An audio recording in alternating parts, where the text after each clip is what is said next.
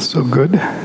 We know that the purpose of these forums is a very unstructured way of interacting, both with people here and anybody who's on live streaming, in terms of the study and practice of the Satipatthana. Again, I've been involved with all of you on the calls. So it's not as if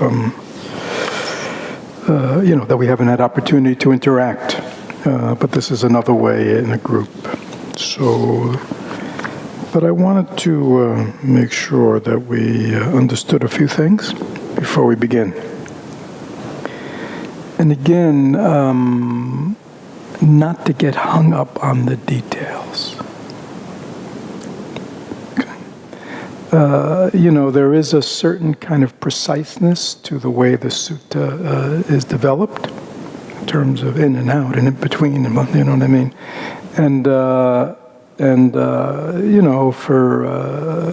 monastics who were, at this full time, or for people on a Satipatthana retreat for 30, 90, 180 days, that kind of preciseness could be developed, but we're not practicing it that way. We want to get the general sense of it.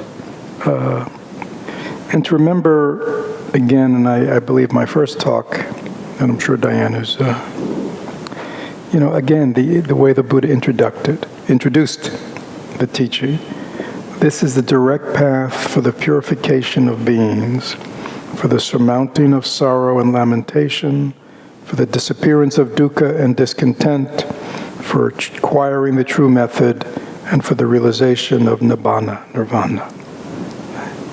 So, this is, in case we forget, this is why the Buddha taught it, and this is why we're practicing it. We're not practicing it to become great practitioners of the Satipatthana Sutta.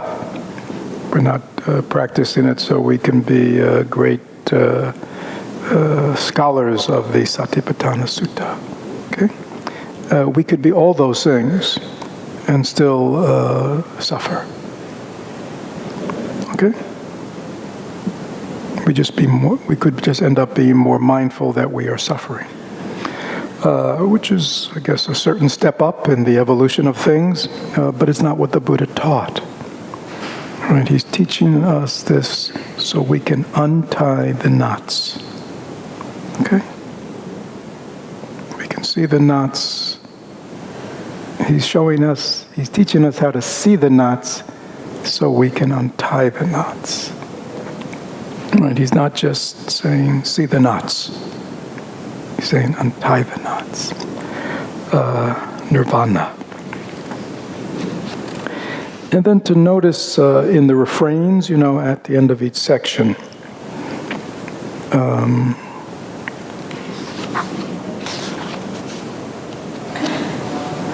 like in the realm of the Vedana, beside the noting in each of the areas, the notings within the body, the notings within the Vedanas, the noting within the mind, of just seeing what's going on. He's also saying, contemplate the nature of arising, of passing away. Right? He's always getting us to see nothing is permanent. Nothing is solid. Nothing is stable.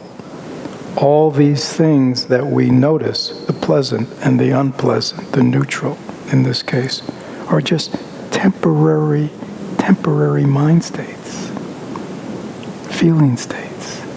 Why is he's not saying it to us so we kind of, he's saying it to us like, don't get attached. Don't make a big deal about it. They're just coming and going. They're arising because of causes and conditions. That's all that's going on. Understand that, see that, transform it, but, don't take it too seriously. Because it is by nature impermanent. And he's pointing out the impermanent nature of it, which implies the non-self nature of it too. He established, mindfulness that there is a feeling is established to the extent for bare knowledge and continuous mindfulness, okay? So again, this is not to become scholarly, it's not to investigate it ad nauseum, right? So it's enough that we have bare knowledge. Bare knowledge is a knowledge that is not conceptual knowledge. Bare knowledge is the knowledge of things as they directly are, right? See the nature of Vedana, right? See them as positive, negative, and neutral. See them in their arising and passing, right? Have bare knowledge, direct knowledge of who and what you really are and what's going on, right? The extent necessary for bare knowledge. Okay? And continuous mindfulness. Continuous mindfulness also means what? You're not fixating, you're not hung up. It's just an ongoing, the light's always on. So he's pointing us in the direction. And he, and we can say she abides independent, not clinging to anything in the world. And he says this for all of them. Here it is again. Right? We don't get sucked in. We don't get sucked in to what we are experiencing or perceiving. We understand it. We understand it's a sensation in the body that is by nature impermanent. We understand it is simply Vedanas, positive, negative, and neutral, that are arising. We don't get sucked into it, right? We understand now that it's just a mind state, positive, negative, right? But we're independent. Independent means we are not dependent on these mind states. We're not dependent on this phenomena. I mean, he's pointing us toward freedom. Okay.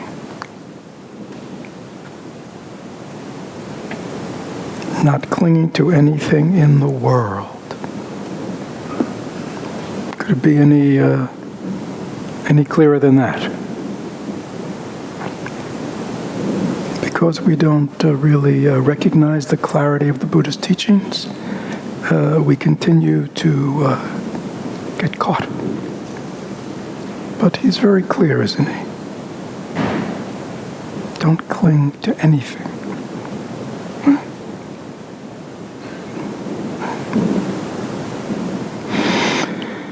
Well, I thought I would just begin in a light vein. So it's open. I mean, open to anything that I might have said, and it's open to any questions you have, comments, anything you want to share. This is an opportunity not just to, pick it apart, but to really talk about how's it affecting your life, what's meaningful for you in it, what's challenging you, that's really most important. Yes, Jan. Can I make a point here? For the people on live stream, it's easier if we use a microphone. So when you bow in, I'll bring you the mic. Rich I'm not getting any sound down here.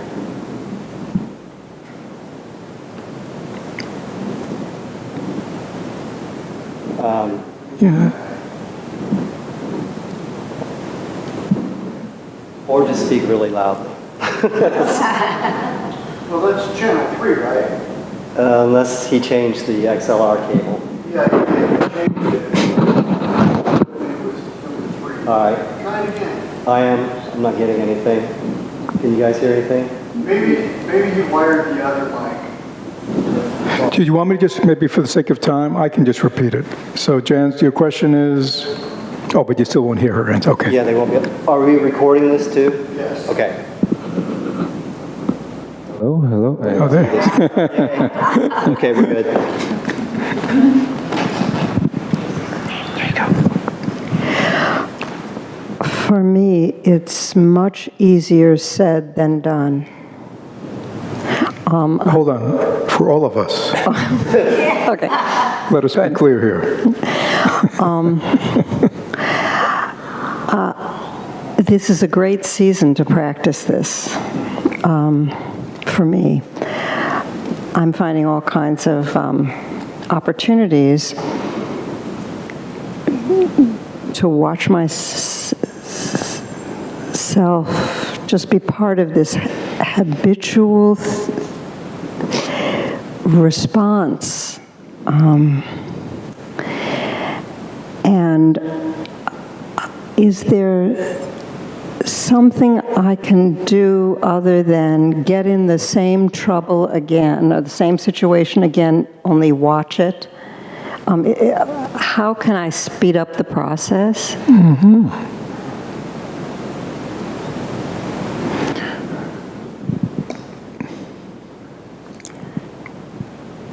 You know, there's no magic bullet, but there is a very simple way, which is practice it as it is taught. Most of us practice it as we want to practice it. Most of us practice it when and where we want to practice it. Right? That's unfortunately the truth. You know, many of us, we practice it here, but we don't practice it there. Right? We practice it when we want to practice, but other times we don't want to practice. As well as, you know, we don't really, we're not willing to really practice it the way the Buddhas and the Masters tell us to practice it. I mean, what does the Buddha say here? Be independent, don't cling to anything. And yet most of us will go on today clinging to this and clinging to that. Right? And when the clinging, I mean, it doesn't mean that the clinging doesn't arise, the delusion doesn't arise, but when it arises, what do? Practice begins with what do we do? It doesn't mean that whatever you're talking about, as you refer to this holiday season and that which goes on, that's just what's going on. Right? Now, if you respond to it the way you've always responded to it, you will find yourself in the same place you always, right? The question is, you know how to do it differently, don't you? Yeah. Don't cling to it. Don't. What we're learning in this sutta is to be present to our experience, to know we have a body, to know how to be present to a body, to know how to take refuge in the body and the breath, right? In the body are the senses. We learn how the senses make contact with the object. That's how we know the world, right? We see it, we smell it, we taste it, we hear it, right? That's how we know it. And thoughts arise in the mind. That's how we know the world, right? That's all going on where? Inside us. Right? But we don't stay home. Right? Right? We don't just look out the window. We go running out the door. Right? To anything that passes. Right? Isn't that true? Somebody says something, somebody does something, we see this, we want this, we don't want that, we like this, we don't like that, right? And that chain, right, that we're learning about from the Vedana, the movement, how the mind begins to move toward or away, that's all that's going on, but we don't catch it there, do we? Right? I mean, the Buddha, he said 4 establishments of mindfulness. He called the Vedanas one of them. That obviously should tell us what? This is important, right? He gave it equal importance, but we kind of go, oh. But he's showing, if you see the subtle movement of the mind toward and away from or indifferent to, that embroidery, that elaboration that goes on when it gets into the mind, and you start having mind states, thoughts, feelings, emotions, memories, it's sort of, I would imagine that's what you're talking about when you talk about the holiday season and the stuff. That's, so now we're lost in the mind. But how did we get here? Well, we got to see. Right? Everything you're talking about arose first as something you saw, something you heard, something you smelled, something you tasted, something you felt in your body, or a thought, emotion that arose in your mind. Everything begins in the moment. And if we see that, and we work skillfully at that level, as the Buddha is instructing us, then it's not that difficult. But if we're unconscious, if we're not practicing mindfulness of, then we will get swept away, right, down those habitual, and speaking for the Buddha, don't come looking for me then, right? It's like the sign's up, no lifeguard on duty, don't go in the water, right? Well, we go in the water, and now we're getting swept away, and we go, where's the lifeguard? Or how did I get here? Well, there was a sign up. Don't go in. But we keep going in. Same old mind states, same old ways of responding to things, same old hurts, same old anger, same old fears, same old desires, same old needs. Right? The Buddha's trying to show us another way, but we just, it's hard for us just to see that's what's actually going on here. It's another way. It is not the way of the world. It's not like the way of the world is bad. It's just kind of meaningless, a lot of it. Anyhow. Other questions, sharings?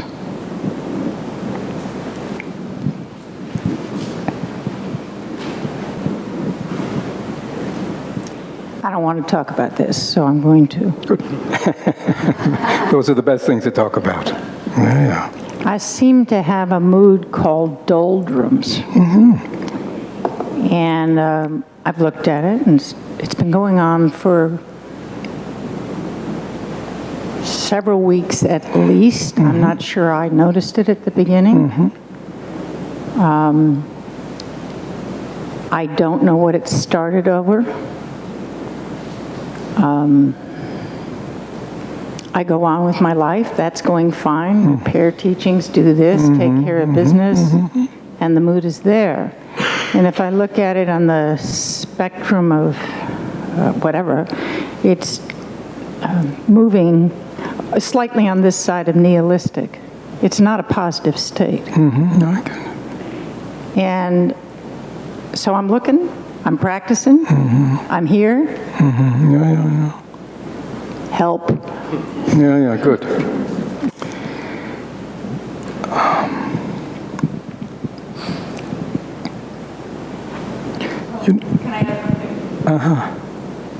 I'm not, this is very rare for me. Very, very rare. And I'm not a mood kind of person, so help. Yeah. So, and yet we are human beings, and we are not fully enlightened Buddhas, or even close, and so therefore, many things unfold, as well as we always have to remember that we are not single independent things, that we are the culmination of many, many causes and conditions. So there are seeds in us. We have been, and so do not be surprised that if ancient seeds or old seeds all of a sudden arise. Okay, so understand, it arises, nothing arises within us that is not already within us in what's called the alaya vijnana, or our storehouse consciousness. So, we should never be surprised positively, negatively, or indifferent when a mind state arises, because it only arises because the seed of it is already embedded in us. Again, some seeds. Anyhow, there are many different kinds of seeds.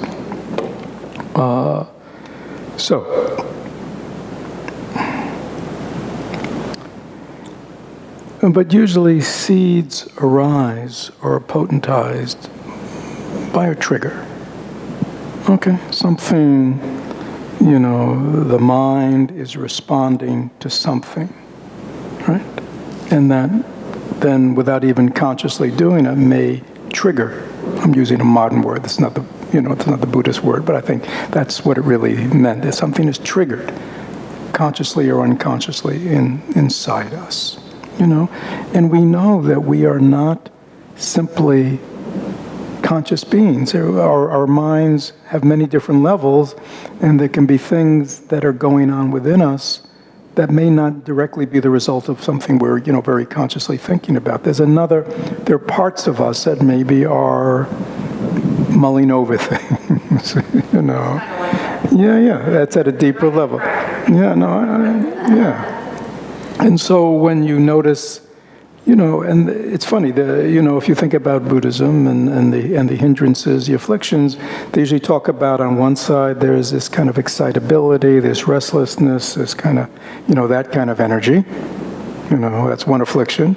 And then there's this other kind of affliction, the torpor, the doldrums, the downside, sort of in modern parlance, sort of the manic side and the depressive side, but not quite like that. But that's sort of what's kind of that's pointing to. And again, we may find ourselves, right, kind of moving to one side or another.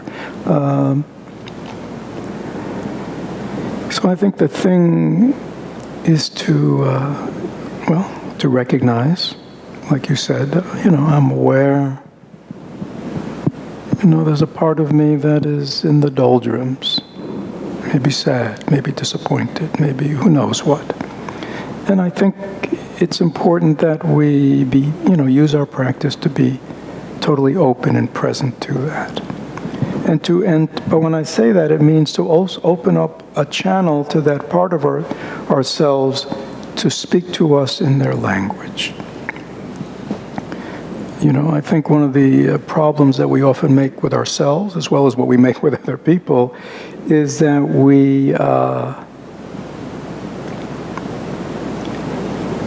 we're interpreting. It's sort of like there may be a wounded part of ourselves, but we speak for it in our kind of language, rather than letting that part of ourselves speak in their language, which could be a very different language than kind of our language, so to speak. And so that willingness to just kind of open up, open up that part of ourselves and beginning to ourselves, or if not to someone else, to really let that part of us say whatever it needs to say. It's almost like that which you're calling doldrums, kind of a feeling, body-mind state, to kind of give it a voice, and let it speak. And often we have to be patient. It's sort of like just, to speak in a meditative way, it's just the willingness to kind of, mindful of the body, mindful of Vedana, mindfulness of the mind, and just be present to that and let that doldrums, I would say, whatever that is, that you kind of say is kind of a low-level thing, sort of somewhat in the background, but yet affecting, let it come up. I've been doing that, but what may be really helpful here is the patient thing. Yeah. I may need to do it 1, 2, 3 times a day until it speaks, or in whatever language it does. Yeah, I would make it the subject of my meditation. I mean, it isn't, and I think Thich Nhat Hanh is wonderful that way, because he says, this is the practice of mindfulness. Non-dualistic, practicing mindfulness in the feeling, not outside the feeling. Oftentimes we are outside ourselves describing ourselves, even to ourselves, right? As opposed to directly experience, what is this? Let this speak.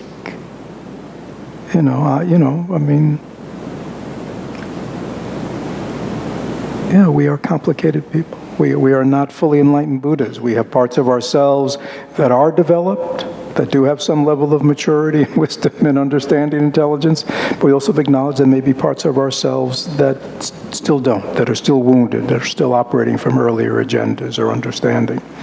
And if we want to become whole, we want these parts to kind of, join us.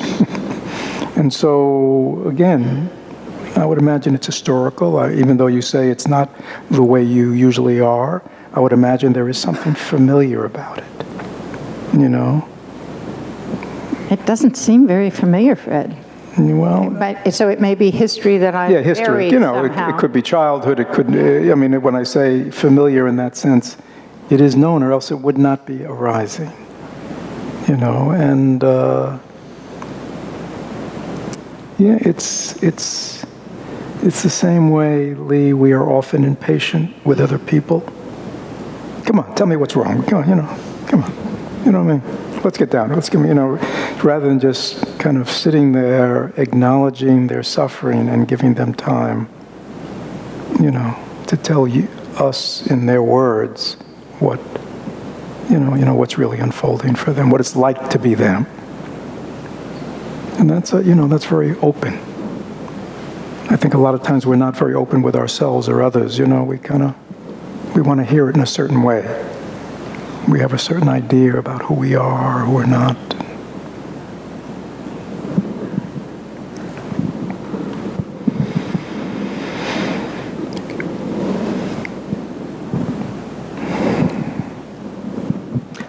I had a question that's related to what you were just talking to Lee about, that mind-body state, that suffering that maybe we don't understand, why it has arisen even though it has arisen. How do you know? You said something, let it speak its own language. How do I know when it's speaking its own language and I'm not overlaying something from me that's trying to cover that up, like whether it's anger or escapism? How do I know that, whoa, it's starting to speak to me, it's letting it know, and how do I recognize that?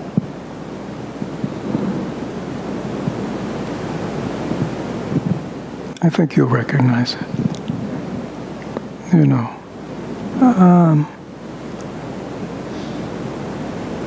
You've heard me say before that to me this practice is about becoming an authentic human being. Being authentic means real.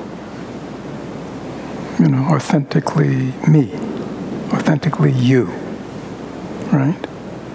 And to do that is willing to let those parts of yourself be free to be. It doesn't mean you act on them. It doesn't mean you turn over the driving wheel to them.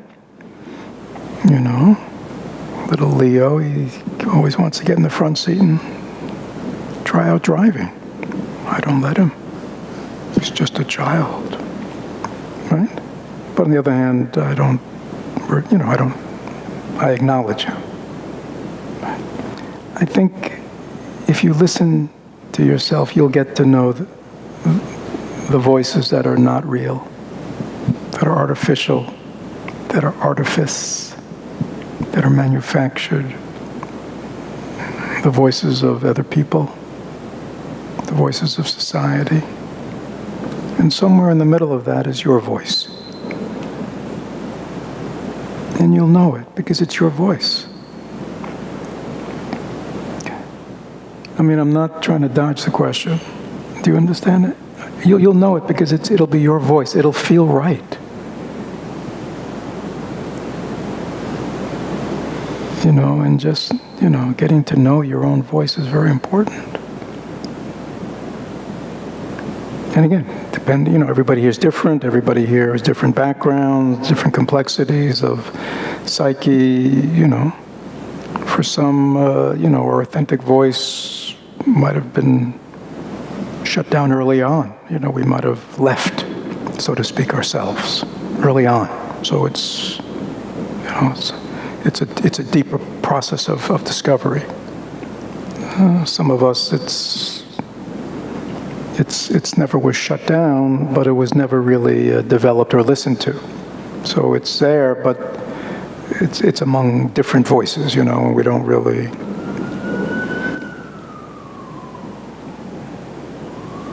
mindfulness, presence. Does that help you? Yeah. Yes, thank you.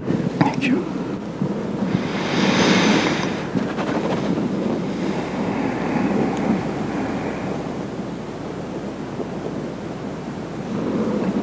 Yes, Charter.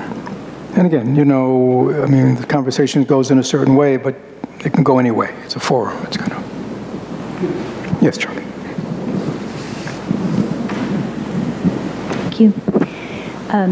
Talking about dullness or sleepiness or something got me to recall the reading about contracted mind and a distracted mind. And of course, and then I'm reviewing my own experience with both of those. And last spring, I remember doing the intensive, I could see that my mind was just all over the place, very restless. And I even remarked to you about how discouraging that was. But anyway, I realized that there's an unnecessary response to it. But, and then though, when in reading the mindfulness of Joseph Goldstein, he contrasted those with one another. And The restless mind with the dull mind, or he called inward or contracted. And so that was very helpful because I began to kind of visualize this like a seesaw with a thing in the middle where when you're a kid, you sit on the middle of it, it doesn't go down, it just stays flat. So, and he said, well, there's a balance between the two. That is where you want to be. And so, anyway, right now, I'm having a lot of dullness, more dullness than, because like in the spring it was really busy mind, and now it's like this sleepy mind. But it was such a relief to read that, because I think that every time I notice it now, all I have to do is notice it and then come back. I don't have to say, boy, I am just the worst meditator on the planet. But no, it's fine. And then I'll just come back, and eventually there'll be a balance between the two. So that's good. See how grandiose we are. I mean, even you make a few mistakes and you want to get the title of worst meditator in the world. I mean, this is the world of self, right? It's either wants to be at least I'm the worst. At least I'm the worst meditator in the whole world. I mean, that's some great distinction. Yeah. So, you'll notice in the teachings on the mind, it's very interesting. Again, when we get to the Dhammas, the fourth one, then you really get into the teachings and really how to work with it all. But again, as you know, in this early section, it's really just becoming mindful of, right? But it's interesting, again, how the Buddha does it, because what he's doing, he's giving us categories, right? He's giving us many, many different categories, many of them, like you say, opposing categories. He's giving us a way to look at our minds, to experience what's going on, and to really, be able to see wholesome, unwholesome. It's like starters. It's like beginning to get us to be aware of our mind, to be aware of the mental formations within our mind states, and to begin to see that some are healthy, some are unhealthy, some are wholesome, some are not wholesome. Right. And I think the other interesting thing that he has us do is notice when they're there and when they're not there. See, that's fascinating, because, in other words, notice when restlessness is present, notice when torpor is present, but also be mindful of your mind and notice, it's not restless. It's not up, it's not down. What is that like? You see, what is that like? When I'm neither, maybe that's that balance place. You see, maybe I already do experience it, but I'm unaware. You see, Jim. I'm not angry, not scared, not sad, not elated, not, oh, how am I? Good. Oh, you see, well, that's interesting. You see, and that's why I think it's, very instructive that the Buddha says, notice when these mind states are present and notice when they're absent. It's because it's not as if nothing's going on. Right? And we want to, become aware of what the mind is like when these afflictive states are right? But also when, again, there may be balance. You may spend a lot of time in that middle place or some time. And you want to notice it because then,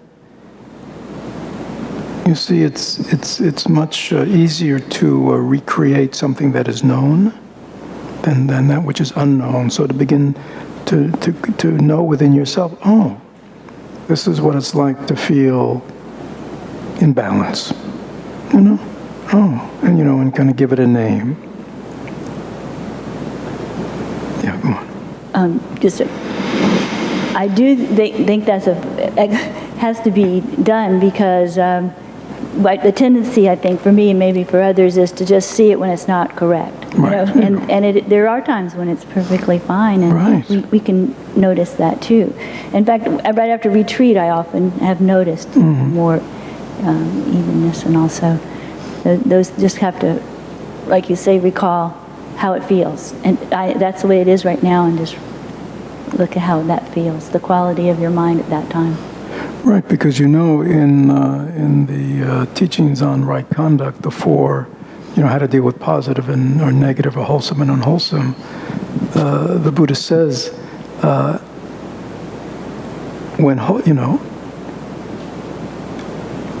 wholesome states are present in your mind, be energetic in maintaining them. Right? In the same way, being energetic in moving a negative mind state out of the mind, we want to be energetic in maintaining a positive mind state that has arisen by itself. And that's what he's getting at. So, for you to notice, oh, gee, all afflictive emotions are absent now, and my mind's kind of at ease. Well, let me maintain that for a while. See if I can maintain that. So you're working with the mind as it is, rather than always having to kind of impose something on the mind. Got it? Good.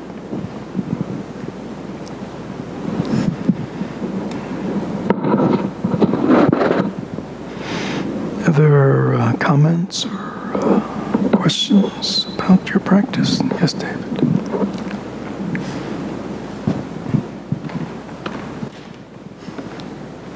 Could you say a little bit more about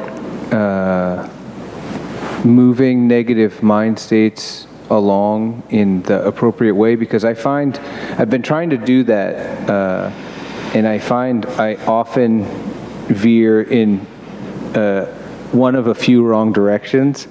So one thing that'll happen, because I have felt like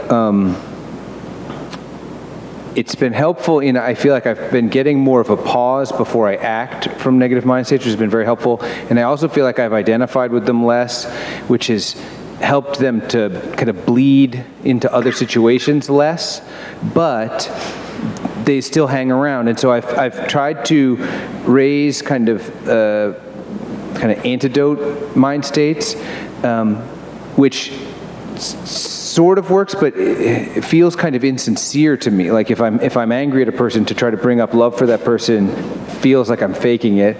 Or what I do is I end up, and I know this is wrong and it doesn't work, but I try to argue with the story behind the mind state, but then I just end up in the story again. It doesn't, that hasn't gotten me. I think that might be helpful when I'm not feeling the negative emotion, but when I'm feeling the negative emotion, I'm not able to do that in a helpful way, if that makes sense. So what, in those moments, what is a kind of a helpful way to move those along? Yeah, so obviously that's something that everybody deals with. Again, saying, following what's being presented in the sutta, and obviously there are many ways of dealing with afflictive mind states. To me, this identification, this correct labeling is so important. Because, a typical afflictive mind state, a negative mind state could be what for you? I'll use the word irritation. All right. All right. So let's say you're one of those people. Everybody has their own chosen field of negativity. So yours is kind of maybe perhaps on the irritation, anger side of life. Yeah. Okay. So,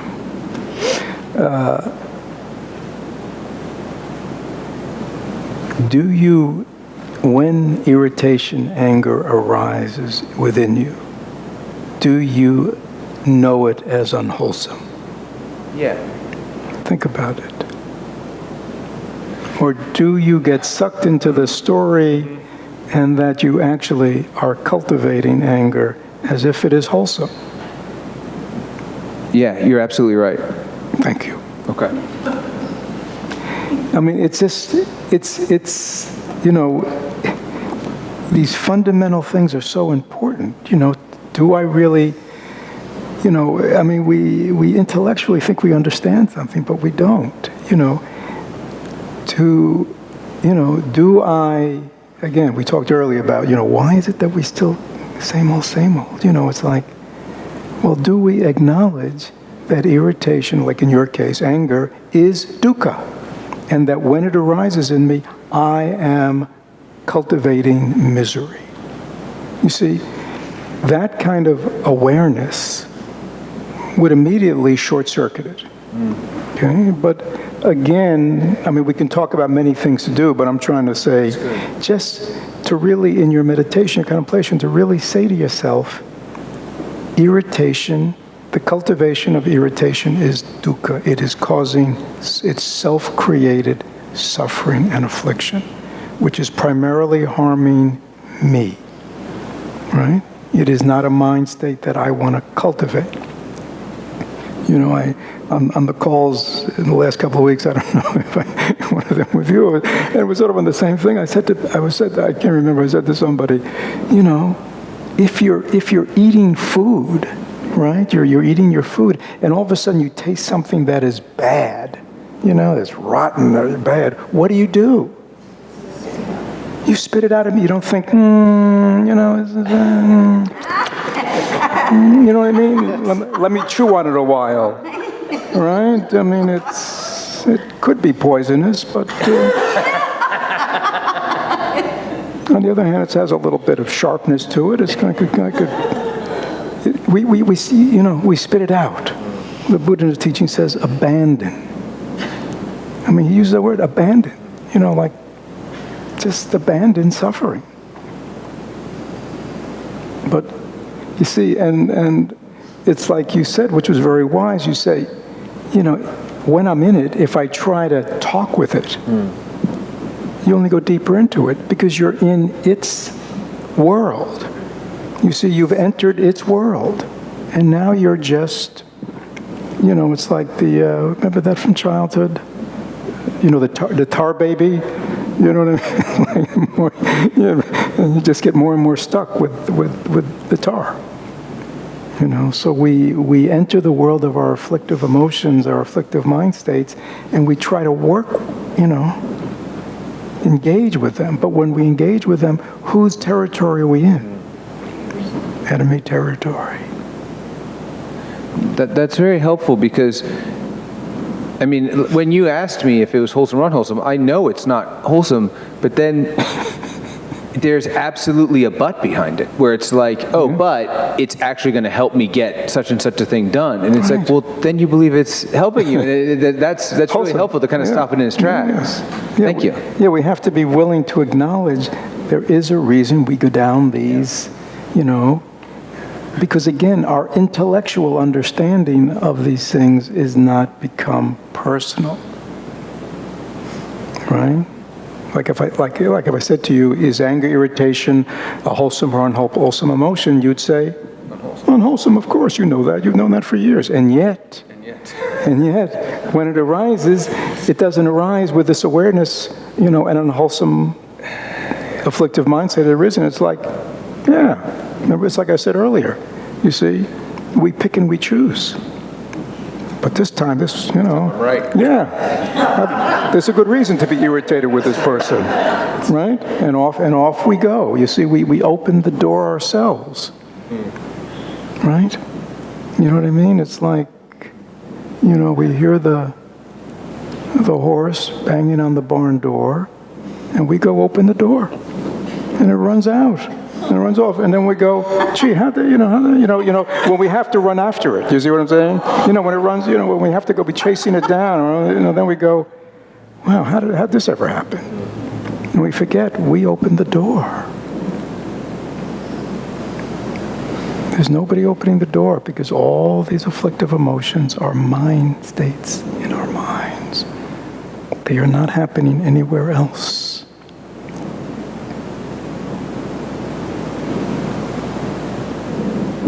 Fundamental teaching of Buddhism, you all know that. Everything arises in mind because of mind. How many times you heard that, Lee? Thousands. Yeah, and yet, to really see the import of it, it's not as if we don't, but it's. Yeah. So again, obviously there are lots of, and also please remember in Buddhism, there's great stress on the cultivation of, like, the 7 factors of awakening. I mean, if you think about it, just even basic mindfulness, if we are just more and more practicing being present to whatever we're doing, in the simple mindful living, Thich Nhat Hanh, living in the present moment, if we're involved with what we're doing, there's less chance that we're going to be involved in this. Okay? So, right? So there is something to be said how mindful living in and of itself is a great antidote to a lot of the obsessive ruminations that can go on in the mind.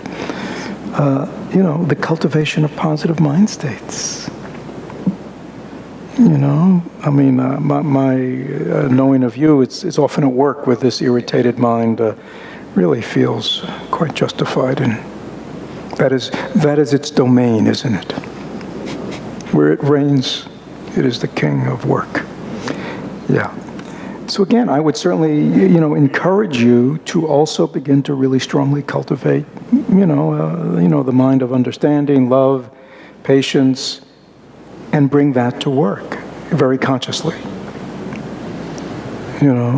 So if you are very consciously going to work with an quote-unquote altruistic mind, a mind that really wants to be understanding of everything and everybody who's there, a mind that wants to offer kindness and understanding to everybody you encounter, and you are kind of more consciously cultivating this, there's also a good chance that a lot of this kind of everyday irritation will not even arise.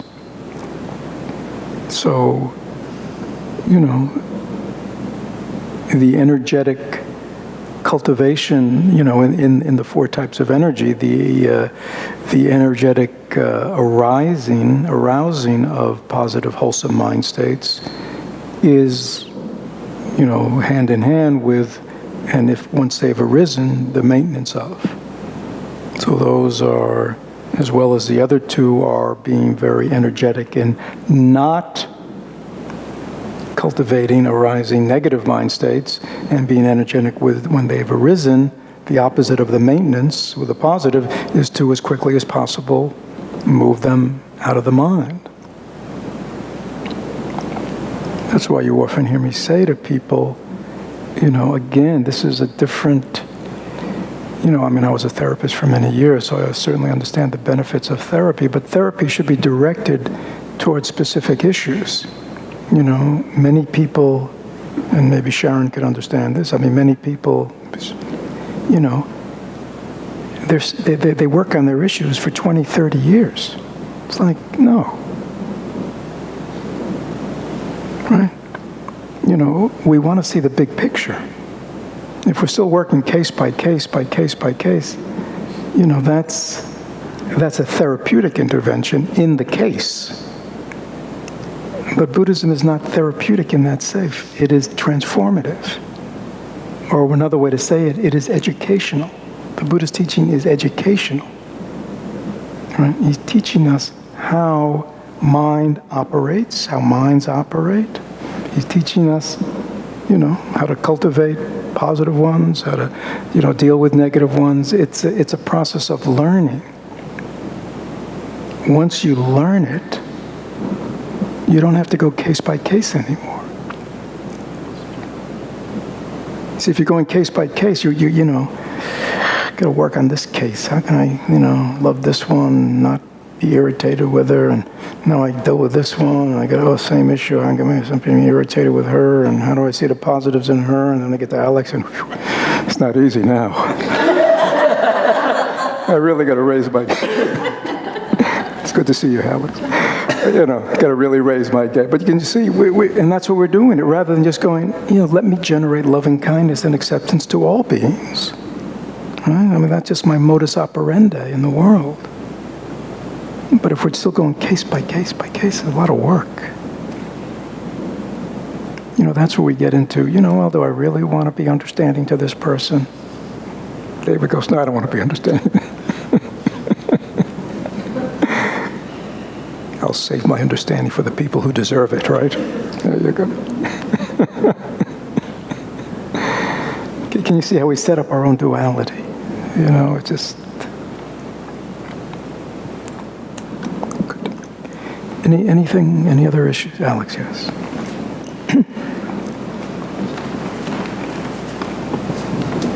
Yeah, just to follow up on something that David raised, this issue of the afflictive emotion coming up. Let's say it's anger, and your example of the analogy of bad food, you spit it out, that's fine. But sometimes it's a little bit more nuanced where the anger comes up and you decide you're going to just withdraw, you're just going to leave it, and you're not going to deal with it, but still, clearly you put it somewhere, but it's not dealt with, and you haven't processed it. So I find that sometimes that happens where it's just something where it's being put off as opposed to addressing it in a different way than just saying, I'm not going to cultivate it. Right. Yeah, so, obviously, the real embrace of the altruistic mind, right? The real renunciation of the afflictive mind, implies some development of one's mindfulness, of one's practice, of one's heart, some degree of healing, okay, so I grant you that, right? I still say it is the proper way. But I think what you're saying, on the way there, right? If anger and relationships and things like that are still still not skillfully addressed, then we're not talking about repression, right? It's like so many times people, they obsess, they ruminate. It's like, how many times have you thought about this thing? How many times have you replayed it in your mind? For what purpose? Right? So even in the case of what you're saying, to be able to spit it out, but to say, I really got to talk to the cook about how they're preparing food, one can still do that and still have spit out the food, right? I guess what abandoning means, it means not continuing to chew on, to ruminate on, and anger, we know, is obsessive, right? Anger is something that just repeats, and people who have done lots of work with anger management just, we get the story, we remember what happened, we get the emotion, bum, let's do it again, bum, and every day, it just gets us nice and ramped up, right? So I'm not talking about repression, but I'm talking about spitting out,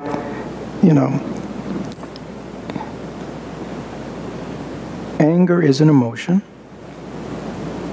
In the moment, it can alert us that something's wrong, whatever that is.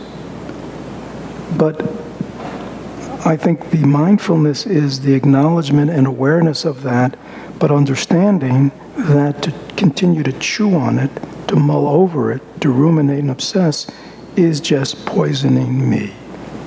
And it's also probably poisoning my capacity to really speak intelligently, wisely, lovingly, whatever, insightfully with the other persons involved. All right? So I guess I would still hold to spit it out, but I'm not saying don't deal with it.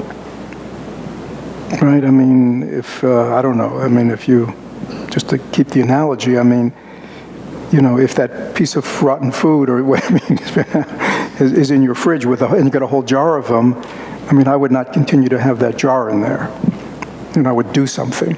All right. So, does that clarify what I'm talking about? Yeah, I'm not talking about repression or ignoring or. But we have to see their, emotions are natural responses. I mean, they're obviously conditioned by us to a situation. The problem with anger, or a lot of the emotions, is we obsess. We just repeat. Rather acknowledging, being present, mindful of whatever's going on inside me, acknowledging it, right? And then it's time to what? Well, or what am I going to do? Right? But many people never get to the action stage. They just stay stuck in the rumination stage, or the worry stage, or the sadness stage. Over and over and over again. To me, that's a diseased mind. It's a diseased mind because it's not creating well-being. And we want to create well-being in our mind. And so again, as we're moving now into mindfulness of the mind, it is very important that we really, again, see what the Buddha is doing with his categorization. Can we, in the many qualifications, can I see this is an afflictive mind? This is the angry mind has arisen in me. Okay, good. What's that like? Yeah, I'm always amazed at how insightful and what a deep understanding the Buddha had of the human condition. Yeah. In terms of, we would say now in the 21st century, we're just, putting down new neural networks. But the Buddha somehow had this sense that that's the way to deal with it. Right. Yeah, I mean, they were, the Buddha, the original master, they were scientists, except they used their own awareness, their own observation, their own mindfulness, analytical powers, whatever. Yeah, and they had great powers of insight. Good. We're going till when? 2 o'clock. Oh, we're up to 2 o'clock. We don't have to go to 2 o'clock. We don't have to. Yeah. No, I mean, no, I didn't know what we were doing. I think it's scheduled. Okay. Any other comments, questions in terms of your practice of the sutta? In terms of the mind, Vedanas?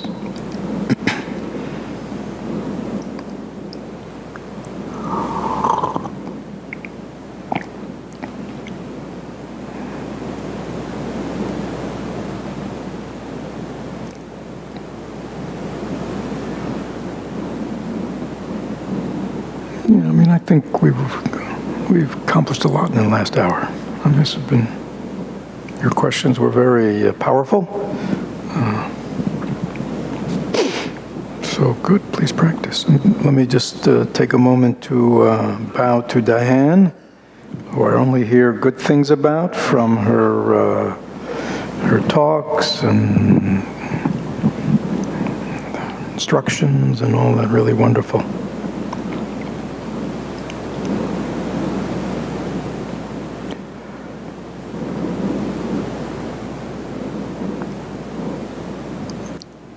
No questions from the streamers?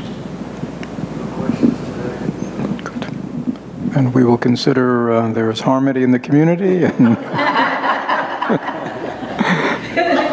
everybody is satisfied. So why don't we just relax for a moment, enjoy our breath, enjoy our body, enjoy our mind. Check your mind. How is your mind right now? What kind of mind state is present?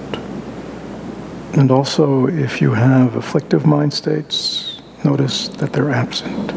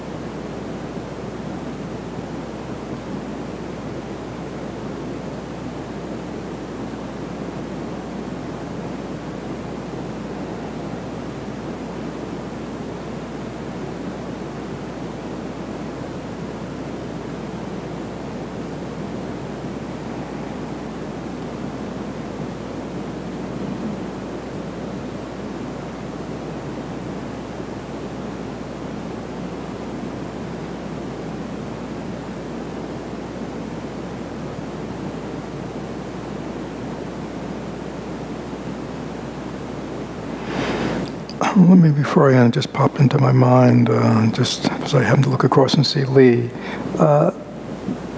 Again, I think something that's special about Thich Nhat Hanh's approach to Dharma is the cultivation of positive mind states. I mean, how he, in a very direct way, where he really, and I saw it in action with him, that, when one notices that one has an afflictive mind state, and to actually do something else, go to the beach, put on some beautiful music. I mean, to actually, in a very direct way, do things that kind of nurture positive mind states, kind of shift,